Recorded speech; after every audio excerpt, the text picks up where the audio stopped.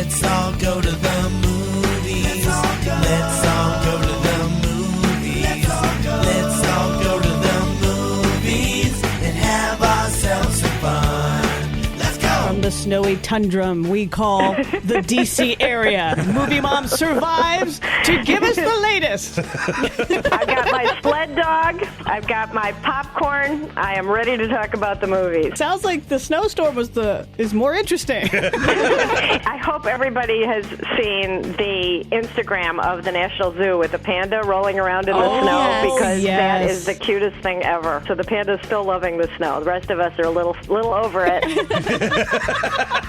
It was pretty the first day, but you know the official snow removal policy of Washington, D.C. It'll melt. We are expecting temperatures over the 50s over the weekend, so I think it will, yeah. Okay, so let's talk about the movies. We're making some progress. 4 movies opening up this week, and only 2 didn't screen for critics. 50 Shades of Black is one of those silly parody movies from the same people that did Scary Movie. They never screened for critics. Very, very, very raunchy with full frontal nudity and all that. Okay, also Jane Got a Gun. It sounds good, but do not be confused. Kind of a feminist Western with Natalie Portman. This one has been sitting on the shelf for about 3 years. If the studio doesn't have any faith in it, maybe you shouldn't either. So let's talk about what we do have that I have seen. Kung Fu Panda 3. Boy, that is such a good series. This will surprise you.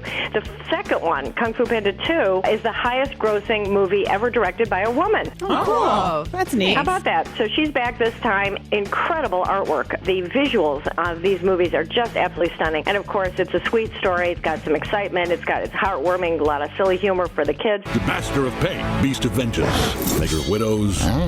Okay, I used to work with Oogway. Oh, Master Oogway! Silence! Kai attacked the valley. It's all gone. Now he's coming for the pandas. You must teach them to fight. I am ready.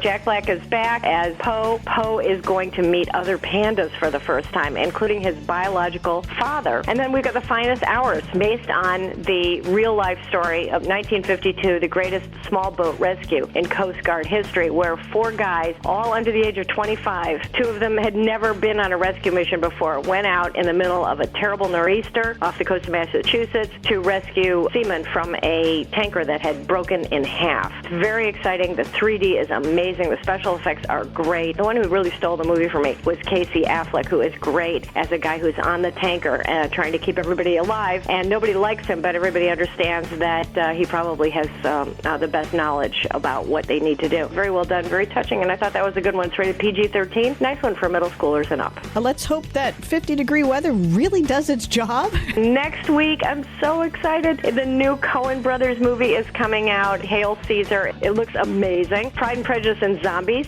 I don't know how that's going to be, but I can tell you this for absolute certain sure. I interviewed 6 members of the cast at Comic-Con last year. They're the 6 best-looking people on the planet. They're unbelievably good-looking. So clearly they're not the zombies. That's what my husband said. He said, why do they have good-looking people playing the zombies? I said, no, these are the good guys. Also, we have a Nicholas Sparks movie coming out. We always like to get one of those around Valentine's Day. We interviewed Nicholas Sparks. Super nice. Well, why wouldn't he be? He's got all the money in the world. He just writes the same book every single time. All right, Movie Mom, you can catch this interview up at WJBQ.com, where we always have a link to MovieMom.com. Have a great weekend, snowless, and we'll catch up with you next week. Bye-bye. Let's all go